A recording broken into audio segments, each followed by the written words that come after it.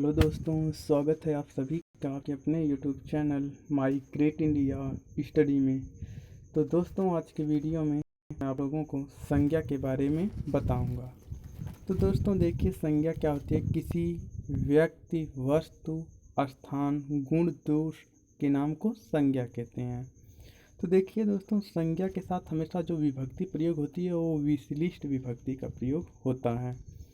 और दोस्तों, जो संज्ञा होती है वो क्या होती है, किसी व्यक्ति, वस्तु, स्थान, गुण, दोष के नाम को संज्ञा कहते हैं। और उदाहरण के लिए जैसे राम, राम किसी व्यक्ति का नाम है, कुर्सी वस्तु का नाम है, उत्तर प्रदेश स्थान का नाम है, अच्छाई गुण का नाम है और बुराई दोष का नाम है। ये सब क्या कहलाएंगे, संज्ञा कहलाएंगे। तो प्राचीन हिंदी में दोस्तों संज्ञा के 5 भेद थे, लेकिन आधुनिक हिंदी में संज्ञा के केवल 3 भेद हैं। संज्ञा अर्थ की दृष्टि से संज्ञा के 3 भेद होते हैं: व्यक्तिवाचक संज्ञा, जातिवाचक संज्ञा, पदार्थवाचक संज्ञा।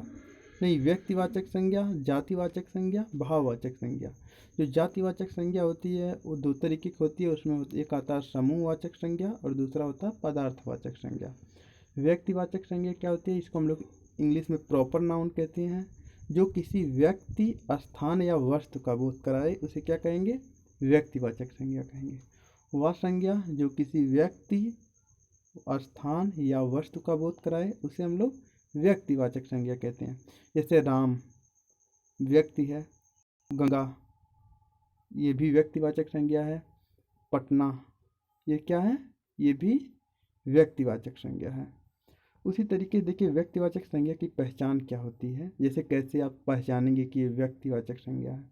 तो पहली बात तो एक वचन में होगी, उसका बहुवचन नहीं बनाया जा सकता। अगर व्यक्तिवाचक संज्ञा का बहुवचन बनाया गया होगा तो फिर जातिवाचक संज्ञा में चली जाती है। व्यक्तिवाचक संज्ञा जैसे राम है तो राम का रामू नहीं हो सकता है। उसी तरीके से जैसे बबीता किसी लड़की का नाम है तो इसमें अब बबीतो नहीं हो सकता है, इसका बहुवचन नहीं बन सकता है व्यक्तिवाचक संज्ञा का। और जातिवाचक संज्ञा क्या होती है, जो किसी जाति का बोध कराती है। वह संज्ञा जो किसी जाति का बोध कराती है उसे क्या कहेंगे, हम लोग जातिवाचक संज्ञा कहेंगे। जातिवाचक संज्ञा की एक खासियत ये होती है कि ये दृश्य तो होती है, ये भी दिखाई देती है, लेकिन इसके जैसे और भी होते हैं और इसका बहुवचन बनाया जा सकता है। जैसे राम भी दृश्य है, लेकिन इसका बहुवचन नहीं बनाया जा सकता है, रामो नहीं किया जा सकता, इसलिए राम व्यक्तिवाचक संज्ञा है। लेकिन लड़की है या लड़का है तो लड़का का देख लो, लड़का भी दृश्य होता है, दिखाई देता है, लेकिन इसका लड़कों बनाया जा सकता है, अर्थात इसका बहुवचन बन सकता है। ये दृश्य तो है लेकिन इसका बहुवचन बन सकता है, इसलिए लड़का क्या हो जाएगा, ये जातिवाचक संज्ञा हो जाएगा। उसी तरीके से पेड़ भी एक जातिवाचक संज्ञा हो जाएगा, क्योंकि पेड़ दिखाई देता है और इसका बहुवचन बन सकता है। यदि दिखाई दे और उसका बहुवचन ना बने तो क्या हो जाएगा, व्यक्तिवाचक संज्ञा हो जाएगा। लेकिन अगर दिखाई दे, उसका बहुवचन भी बन जाए तो जातिवाचक संज्ञा में हो जाएगा। प्राकृतिक आपदाएं जो होती हैं ये भी हमेशा जातिवाचक संज्ञाओं में आती हैं। जैसे सुनामी, तो ये हमेशा जातिवाचक संज्ञा में आएगी। तूफान, ये सब हमेशा जातिवाचक संज्ञा में आएंगे। और भाववाचक संज्ञा क्या होती है,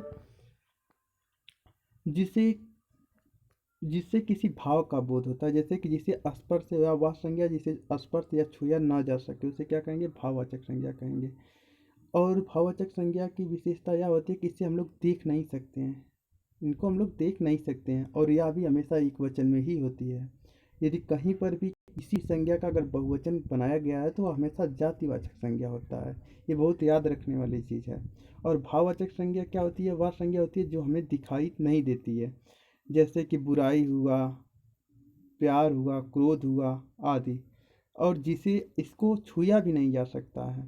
जैसे ईमानदारी, पढ़ाई, बेईमानी, अच्छाई, बुराई, ठगी, खुशी, चढ़ाई, ये सब क्या है, ये सब हमेशा भाववाचक संज्ञा, इन्हें हम लोग देख नहीं सकते, केवल महसूस कर सकते हैं। उसी तरीके से गुण, दोष, भाव, अवस्था दर्शाए का जो दर्शाए उसे क्या कहेंगे, हम लोग भाववाचक संज्ञा कहेंगे। और भाववाचक संज्ञा की एक विशेषता और होती है कि इसके लास्ट में इन संज्ञाओं के वट लगा रहता है और त्व लगा रहता है, ता लगा रहता है, पन लगा रहता है। जैसे लड़कपन, बचपन, उसी तरीके से ता में मित्रता, और फिर त्व में बंधुत्व, और वट में बहुत सारे इसके उदाहरण हैं जिससे क्या होता है, ये भाववाचक संज्ञा कब बोध कराते हैं, इसको हम लोग देख तो नहीं सकते हैं, लेकिन केवल महसूस कर सकते हैं। उसी तरीके से देखिए द्रव्यवाचक संज्ञा क्या होती है। वह संज्ञा जो किसी सामग्री या पदार्थ का बोध कराए उसे क्या कहेंगे हम लोग, द्रव्यवाचक संज्ञा कहेंगे। द्रव्यवाचक संज्ञा की गिनती नहीं कर सकते हैं। द्रव्य देखिए 3 तरीके का होता है, ठोस, द्रव, गैस, लेकिन 2 नए इसके तरीके हैं, बीसी जिसे बोस आइंस्टीन कंडेंसेशन कहते हैं, और एक प्लाज्मा अवस्था होती है। जैसे दूध एक द्रव्यवाचक, क्योंकि तो हम लोग तौल सकते हैं लेकिन गिन नहीं सकते हैं।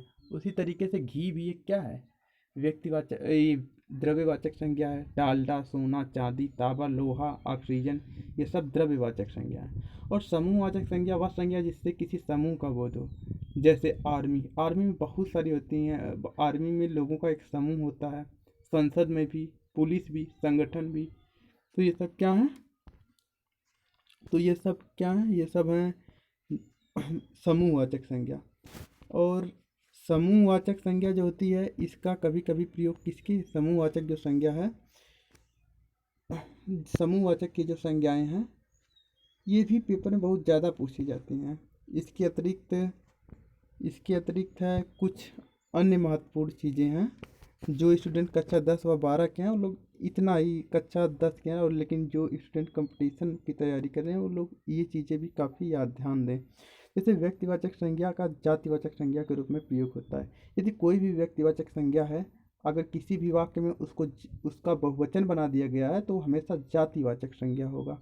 जैसे आज के युग में भी हरिश्चंद्रों की कमी नहीं है, तो इसमें हरिश्चंद्र, जो कि हरिश्चंद्र एक व्यक्ति का नाम है, लेकिन हरिश्चंद्र उसका बहुवचन बना दिया गया है, इसलिए यह क्या हो जाएगा, जातिवाचक संज्ञा हो जाएगा।